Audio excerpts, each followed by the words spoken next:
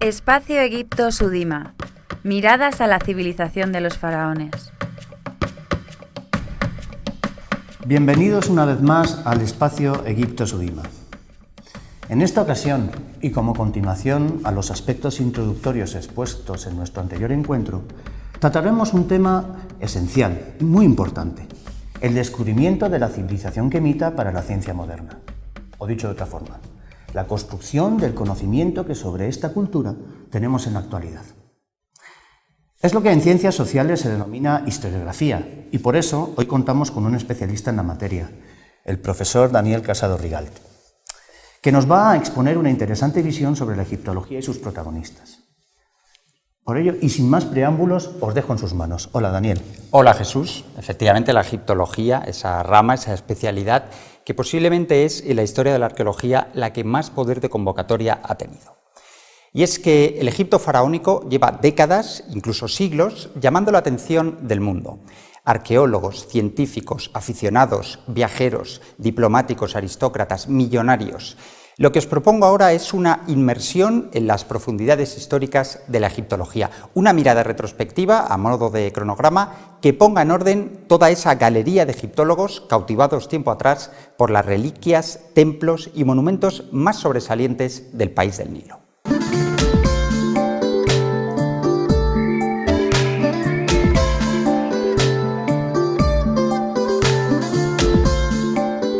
El primer gremio que dejó por escrito la monumentalidad del Antiguo Egipto fue el de los historiadores. El griego Heródoto recopiló datos sobre el terreno tras un viaje en el siglo V a.C. Y aunque la fiabilidad documental es cuestionable, constituye sin duda el testimonio más temprano recogido por una fuente clásica. También Diodoro Sículo, en su libro primero, se hizo eco de los prodigios arquitectónicos egipcios, y el geógrafo griego Estrabón de Amasia, del siglo I, legó para la posteridad interesante información sobre Alejandría y otros enclaves del país. Los tres visitaron Egipto cuando sus templos y monumentos mantenían parte de su estructura original y primigenia, cuando aún humeaba el recuerdo de una civilización próspera. Pero todo ese embrujo del país de los faraones, que se extendió más allá del cambio de era, cayó en desgracia con la llegada del cristianismo. Cuando Constantino puso fin a la persecución de los cristianos en el siglo IV, el politeísmo egipcio entonces se diluyó lentamente, eclipsado por la nueva religión. Isis, Horus, Osiris, Anubis, los dioses de referencia que habían sobrevivido incluso al dominio griego y romano, desaparecieron del horizonte religioso y con ellos el hechizo de los monumentos. El nuevo credo enterró el politeísmo de los siglos previos y los ermitaños cristianos convirtieron en iglesias los templos y tumbas egipcios. Desde ese momento el remanente arqueológico sufrió un largo paréntesis de abandono e indiferencia, y las dos religiones monoteístas, cristianismo hasta el siglo VII e islam a partir de esa centuria, sumieron al Egipto faraónico en un abismo silencioso del que empezaría a salir a partir del siglo XVII, cuando algunos viajeros europeos sintieron de nuevo la llamada de los faraones. Los británicos John Graves y Richard Pocock y el francés Claude Sicard son buenos ejemplos de cómo ese interés estaba ahora en sintonía con el nuevo contexto racionalista y científico. Mediciones de pirámides, explicaciones astronómicas, cuestiones geométricas, análisis de fuentes, descripciones. Ellos encabezaron el redescubrimiento del Egipto arqueológico con el viento a favor de las academias europeas, donde profesores, diletantes y aristócratas compartían su afición por aquellas civilizaciones del pasado que alumbraban el debate y la discusión científica. A lo largo de los siglos XVII y XVIII, la egiptomanía comenzaba a revelarse como un pasatiempo adictivo que poco a poco iba trascendiendo el ámbito artístico, estético y contemplativo en favor de las aspiraciones eruditas. Estudiosos y viajeros ya no se conformaban con visitar las pirámides o recrearse en la grandiosidad de los templos, como el escocés James Bruce, al que se atribuye la primera excavación de una tumba faraónica, la de Ramsés III, a finales del siglo XVIII. Y en la misma época, el danés George Zoega contribuyó al estudio de la arqueología egipcia con la recopilación de signos jeroglíficos, manuscritos coptos y obeliscos. Pero aparte de las incursiones puntuales de estos egiptólogos precoces, merece ser destacado un episodio histórico, la campaña de Napoleón en Egipto, porque más allá de las ambiciones imperialistas y coloniales del general Corso, la expedición militar escondía un propósito científico. Napoleón incorporó a sus ejércitos una nutrida dotación de ingenieros, escritores, cartógrafos, dibujantes, biólogos, arqueólogos, artistas, en total 150 científicos que no tardaron en rendirse a los encantos del antiguo Egipto. Para entonces el país era todavía un inmenso vergel arqueológico que comenzaba a renacer de sus cascotes gracias al celo francés. Quizás quien más contribuyó a registrar los prodigios arquitectónicos que aún estaban en pie fue Vivant Denon. El dibujante galo se trajo de vuelta las mejores instantáneas de la travesía, ilustraciones y grabados cuyos trazos revelan el nivel de conservación y policromía de las construcciones faraónicas.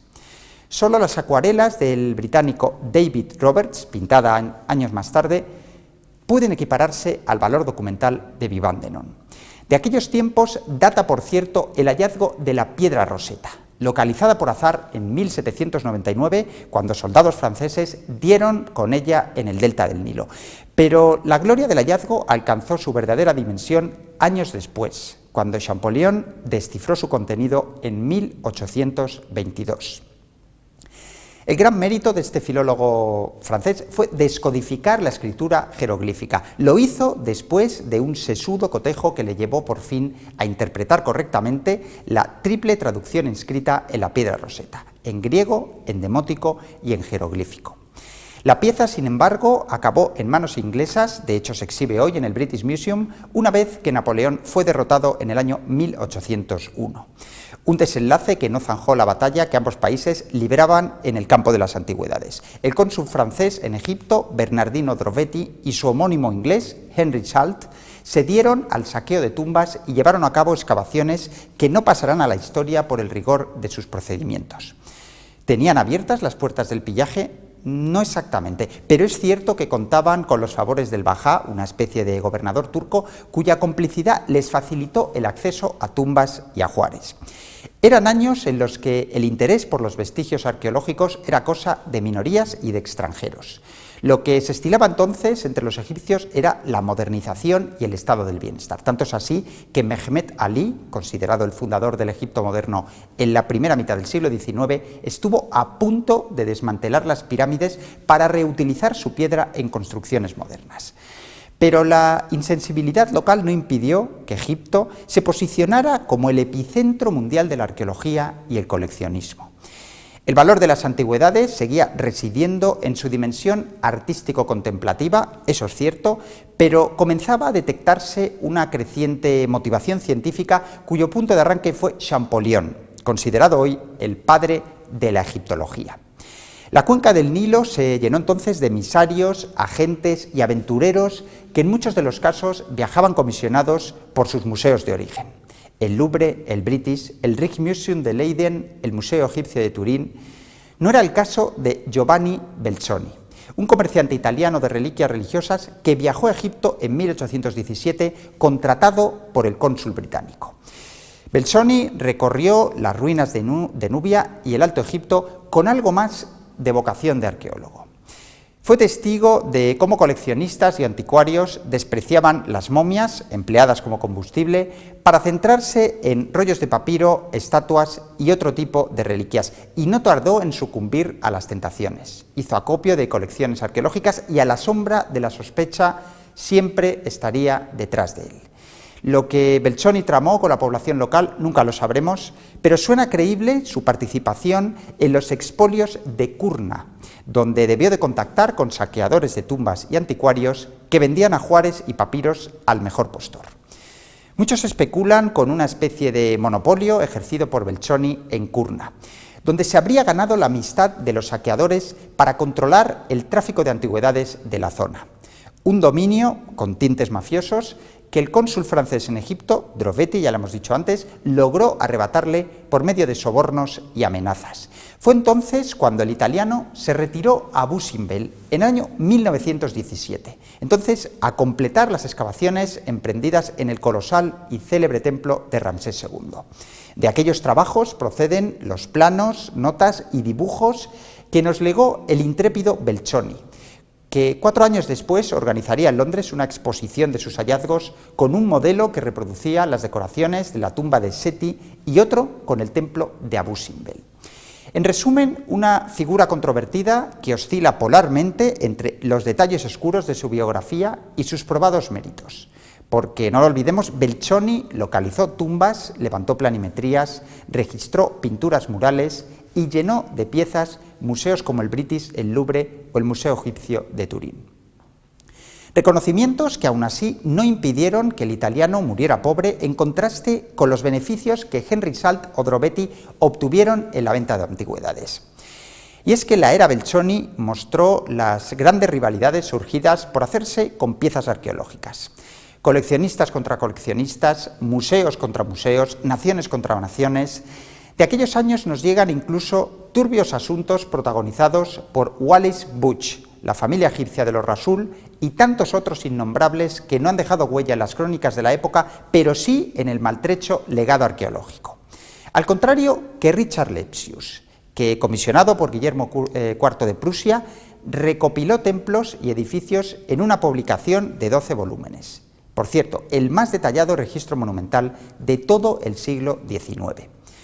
Lepsius se ganó el reconocimiento de las enciclopedias gracias a una sólida trayectoria que había comenzado en las bibliotecas de su Alemania natal.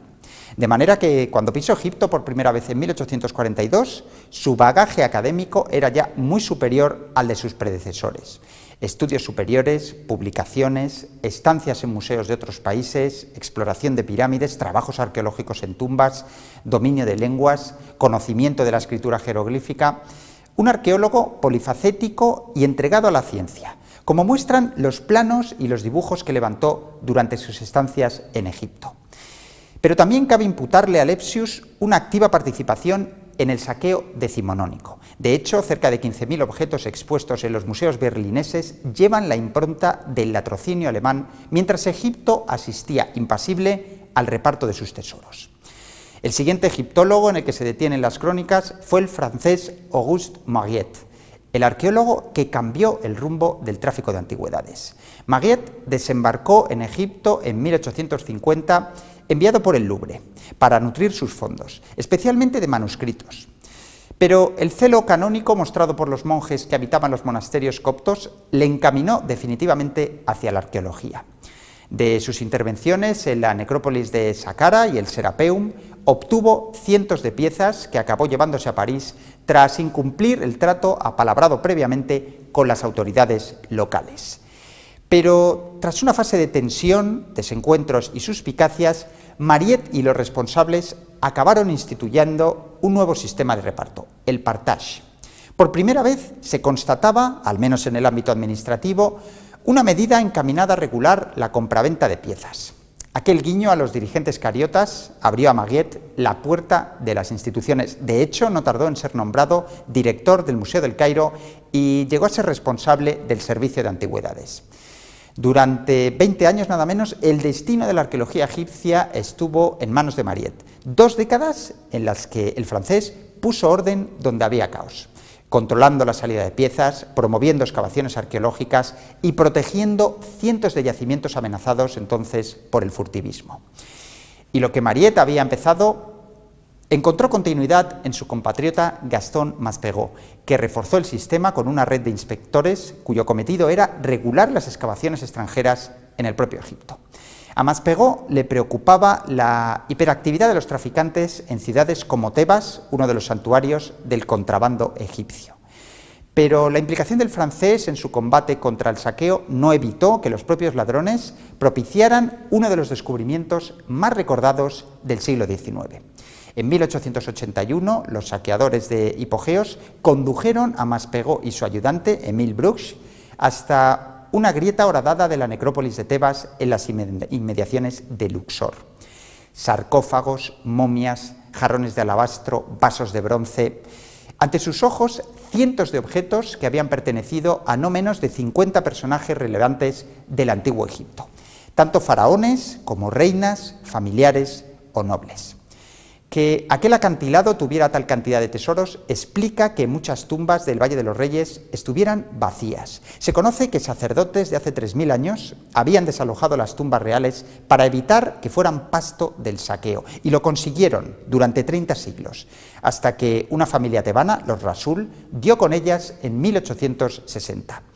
Maspero no había sido el primero en contemplar aquel impresionante depósito de reliquias, pero al menos detuvo la compraventa de la que se habían lucrado los Rasul durante 2 décadas. Y es que muchas de las piezas encontradas habían puesto rumbo ya a colecciones privadas. No fue este el único mérito del egiptólogo Galo. Organizó las colecciones del Museo del Cairo, promovió publicaciones e impulsó la restauración de los más insignes templos egipcios. Si algo hay que lamentar a estas alturas del XIX es la dinámica de cazatesoros con la que operaban arqueólogos, anticuarios, coleccionistas e incluso autoridades. El primer profesional que antepuso el rigor al valor crematístico y comercial de los vestigios arqueológicos fue el británico William Flinders Petrie. Petrie llegó a Egipto en 1881 atraído por las pirámides, pero esa fascinación inicial le llevó a un interés creciente por el trabajo de campo que le distinguió además como el arqueólogo con más excavaciones a sus espaldas en el país de los faraones. La lista es larga: Abidos, Tel el Amarna, Coptos, Lahun, Memphis, Nakada. A diferencia de los colegas que le precedían, Petrie no se limitó a ensalzar la suntuosidad de los templos y lo monumental de sus construcciones. Por primera vez, alguien reparaba en las secuencias estratigráficas y en los restos de cultura material que habían pasado desapercibidos para los arqueólogos decimonónicos. Me refiero a fragmentos cerámicos, industria lítica, maderas carbonizadas, evidencias cuyo estudio y cotejo le llevaron a emitir la teoría de las dataciones cruzadas. Esta teoría permitía sincronizar la datación de objetos incluidos en un estrato con evidencias arqueológicas procedentes de otras culturas que aparecían en contextos lejanos. Gracias a esta técnica, el británico pudo datar edificaciones en las que aparecían materiales procedentes de otros contextos arqueológicos. Sin duda, su mayor contribución a la disciplina, hasta el punto de que los colegas que trabajaban en el Valle del Nilo recurrían a menudo a las tablas de Petrie. Ha pasado un siglo y todos coinciden en que Petrie fue un adelantado a su tiempo que, como sus predecesores, acabó sucumbiendo a la irresistible tentación del tráfico de antigüedades. Un dato curioso: Petrie financiaba sus excavaciones con la venta de objetos a museos europeos. Sorprendente, ¿verdad? El inglés pagaba a sus trabajadores según el valor de los objetos recuperados, una estrategia tan reprobable como eficaz. Eficaz porque evitaba la injerencia de traficantes en la zona. No menos activo como arqueólogo de campo fue el egiptólogo Andrew Reisner, cuyas excavaciones en Nubia y el Alto Egipto le proporcionaron fama internacional. Deslumbrado por las excelencias arqueológicas del territorio nubio, este emigrante estadounidense de origen alemán llevó hasta la cima los estudios nubios, una especialidad desatendida hasta entonces por los expertos, que proporcionó a Reisner amplios conocimientos en arquitectura faraónica y también en escritura jeroglífica. Estamos ante uno de los egiptólogos norteamericanos más relevantes, cuyo legado, procedente de sus múltiples intervenciones arqueológicas, se encuentra hoy repartido entre los museos de Boston, Berkeley y El Cairo. Y a la misma generación perteneció James Henry Breasted, que compartió con Reisner no solo la nacionalidad, sino el rigor metódico y la paulatina deriva académica de sus trabajos. Breasted documentó relieves, estudió inscripciones, publicó informes y puso a disposición de las generaciones venideras una extensa recopilación de textos jeroglíficos. Tal fue su nivel de conocimientos que no solo se doctoró en una universidad alemana, fue el primero por cierto, sino que impartió egiptología en una universidad americana cuando nadie lo había logrado. Mención especial merece Ludwig Burckhardt, un explorador suizo-alemán que escribió una de las páginas doradas de la egiptología el 6 de diciembre de 1912 en Tel el Amarna. Aquel día, el azar premió a Burckhardt con una de las piezas más rutilantes, el busto de Nefertiti. Burckhardt contaba con el permiso de las autoridades culturales egipcias, cuyo servicio de antigüedades dirimía el destino final de las piezas. El sistema de partage que había puesto en marcha el equipo francés en el siglo XIX establecía entonces el protocolo a seguir por los arqueólogos extranjeros que excavaban en suelo egipcio. ¿Y a qué obligaba ese protocolo? Bueno, pues obligaba a entregar la mitad de las reliquias descubiertas a condición de que las piezas más destacadas no salieran de Egipto. Todo apunta a que Burckhardt lo orquestó todo para hacer creer a las autoridades culturales que lo que se llevaba a Alemania eran fragmentos escultóricos irrelevantes que el alemán había recuperado entre los escombros de un taller de escultor, Tutmosis. Además, adosó a la carga un inventario en el que la escultura localizada era descrita como busto pintado de una princesa. Juzgar las intenciones de Burckhardt 100 años más tarde sería arriesgado si no fuera por lo que aparece escrito en el diario de excavación: busto pintado de la reina. El alemán tenía claro que lo que se llevaba a Alemania era la mismísima Nefertiti inmortalizada en yeso y caliza. Fue sin duda el episodio más sonado de su vida, el que le proporcionó la gloria del descubridor, pero también el sonrojo de haber tenido que recurrir al engaño. Entre los méritos de Burckhardt, además de haber excavado Tel el Amarna, figuran las intervenciones arqueológicas de Abusir y la fundación del Instituto Alemán de Arqueología en El Cairo. Solo 10 años median entre el hallazgo del busto y el que el mundo entero ha bautizado como el descubrimiento del siglo, la tumba de Tutankamón. Retrocedamos hasta esos años, hasta las primeras décadas del siglo XX. Cuando el Valle de los Reyes era el teatro de los sueños de los arqueólogos. Todos suspiraban por un permiso del gobierno egipcio, pero lo cierto es que estos permisos recaían casi siempre en millonarios con ínfulas de aventureros cuyas ambiciones lindaban a veces con el delirio, como Lord Carnarvon, un coleccionista ansioso por excavar en el Valle de los Reyes. Carnarvon se debatía entre la sospecha de que no quedaba en la zona ninguna tumba intacta y la recreación de un descubrimiento que muchos consideraban ilusorio. Pero habría de ser un dibujante inglés, Howard Carter, el que acabaría convenciéndole de que se equivocaba. La tumba de Tutankamón continuaba aún en paradero desconocido. En 1917, Carter, reconvertido ya en arqueólogo de campo, se puso al servicio de Carnarvon y pasó a la acción con un nutrido grupo de obreros locales que removieron 200.000 toneladas de escombros en busca del faraón perdido. Tras 5 años de espesas incertidumbres, Carter cantó bingo por fin en noviembre de 1922, cuando su lámpara de aceite iluminó los símbolos que los guardias de la necrópolis real habían inmortalizado en la cámara de acceso a la tumba. Carter y Carnarvon necesitaron 10 años para extraer y documentar los más de 5.000 objetos que contiene el enterramiento. La noticia provocó tal conmoción en los países occidentales que desde entonces se sucedió la fundación de institutos y centros de investigación en Egipto. El sensacional descubrimiento de Carter no solo avivó la llama de la egiptomanía, sino que estimuló otros campos de estudio que hasta entonces no habían gozado de excesivo protagonismo. Por ejemplo, la arqueología prehistórica o el urbanismo de los entornos residenciales.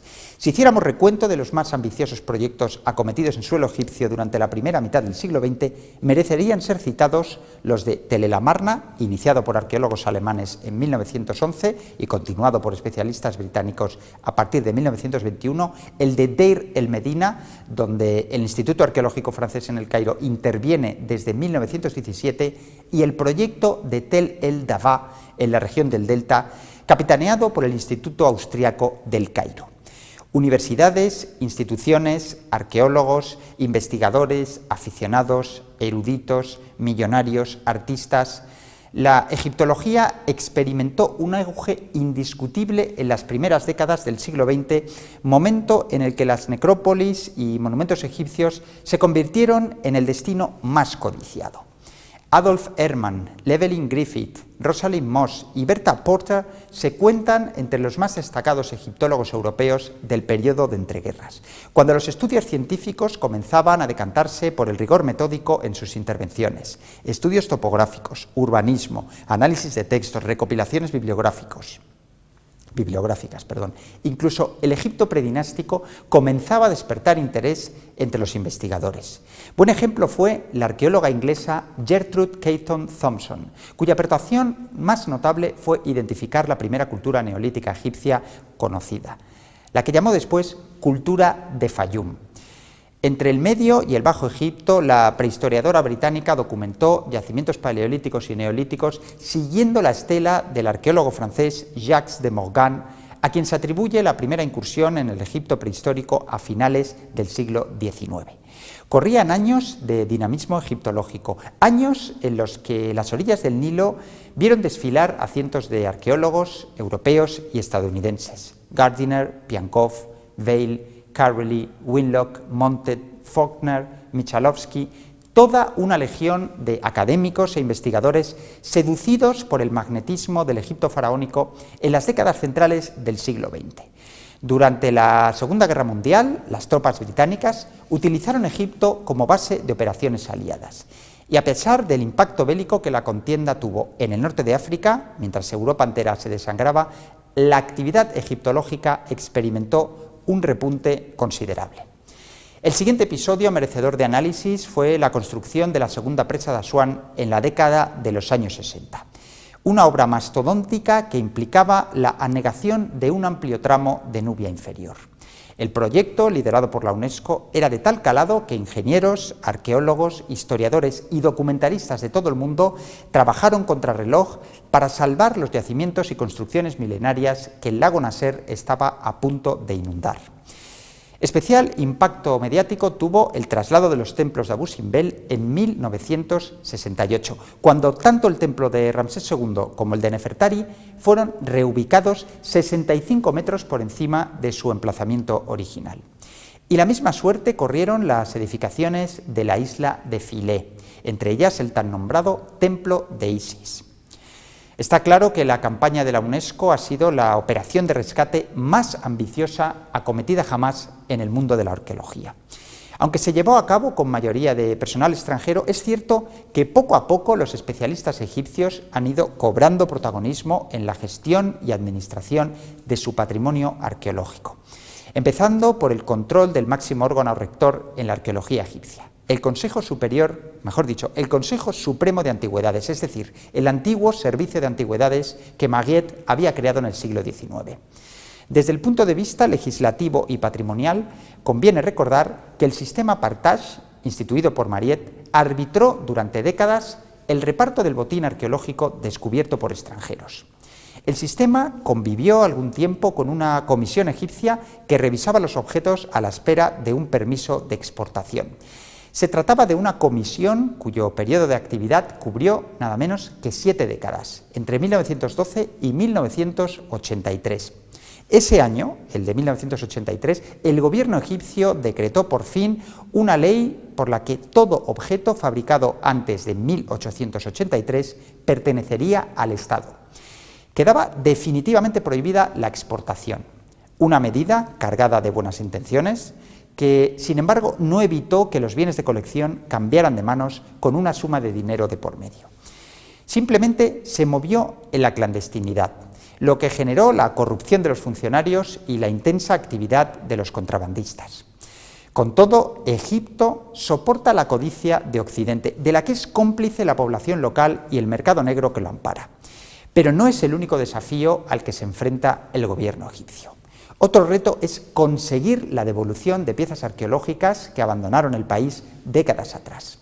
Cruzada que tuvo un primer punto de inflexión en el año 2007, cuando el todopoderoso Zahi Hawass, secretario general del Consejo Supremo de Antigüedades, presionó a las instituciones y museos europeos que tenían en su poder las más renombradas reliquias faraónicas. Entre ellas, la piedra Rosetta, el busto de Nefertiti, el zodiaco de Dendera, la estatua de Miuno o la escultura de Aniaf. El controvertido Hawass llegó a amenazar a las naciones implicadas con retirar a sus investigadores permisos de excavación y proyectos desarrollados en suelo egipcio. Aunque Hawass cumplió su amenaza, de hecho algunas excavaciones fueron clausuradas entonces, las piezas siguen expuestas en vitrinas de museos europeos y estadounidenses. Pero sí es cierto que Hawass hizo aflorar un debate incómodo, agitando la conciencia de los países señalados por el latrocinio. Nadie duda que Egipto es víctima de un sistema empozoñado por el mercantilismo de unos y la complicidad de otros. El contrabando no es el único problema imputable al primer mundo. Es un complejo asunto en el que el gobierno egipcio ha sido víctima de sus propias contradicciones. Y si uno hurga en los antecedentes puede intuir lo ocurrido. Os refrescaré la memoria. Hasta la década de los 60, Egipto concedía permisos de salida a los vendedores de antigüedades, según el protocolo, bajo supervisión y vigilancia. Pero a partir de esa misma década recurrieron a la UNESCO para denunciar un expolio del que ellos mismos habían sido cómplices. Un expolio que salpica a los grandes museos y las casas de subasta, especialmente el Metropolitan, pero también el British Museum, el Louvre o galerías y casas de subasta de Basilea, Copenhague o Berlín, que compraron a traficantes en las décadas de 1950, 60 y 70.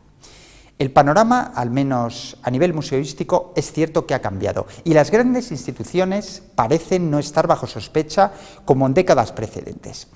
Un consuelo insuficiente en un país en el que el contrabando no escampa ni siquiera con medidas legislativas. La última iniciativa, por cierto, data de enero de 2010, cuando se planteó reformar la ley de 1983. La Cámara Baja egipcia propuso legalizar el tráfico y la propiedad de antigüedades, práctica que había sido sancionada en la anterior ley de 1983. Los defensores de la reforma alegaron que la nueva norma equipararía a Egipto con algunos países europeos, como Italia, cuya normativa contemplaba y fomentaba la compensación del descubridor. La ley promueve la devolución de piezas en manos de particulares, a cambio de una compensación económica, obviamente, para engrosar las colecciones del Estado. Una estrategia abocada a la ley de la oferta y la demanda y en la que cabe el siguiente dilema. ¿Pagará más el Estado egipcio que un coleccionista o un intermediario? Seguramente la civilización más cautivadora del mundo seguirá padeciendo las inclemencias del pillaje y el contrabando, con la satisfacción al menos de que la egiptología no es ya literatura de reliquias protagonizada por cazatesoros de otros siglos, sino una disciplina asentada en la tradición académica que se debate ahora entre la expectativa mediática y la proyección científica de su legado.